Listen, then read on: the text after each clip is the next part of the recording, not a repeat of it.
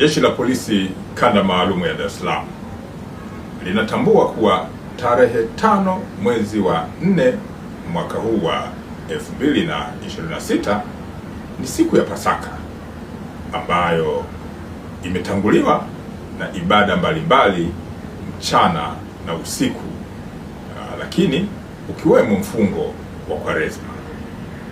Polisi Dar es Salaam inawahakikishia kuwepo kwa usalama wa hali ya juu kwenye kipindi chote cha sherehe hizi za Pasaka. Usalama huu utakuwa ni wa hali ya juu katika maeneo mbalimbali. Wito wetu sisi Jeshi la Polisi kwa wananchi ni kuongeza umakini wakati wa sherehe hizo, hasa maeneo ya nyumbani, barabarani na kwenye nyumba za ibada.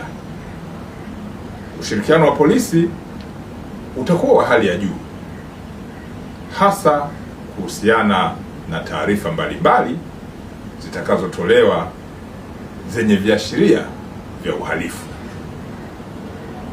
Taarifa hizo zitasaidia kufanyiwa kazi haraka, kwani malengo ya Jeshi la Polisi ni kuzuia vitendo vya kihalifu.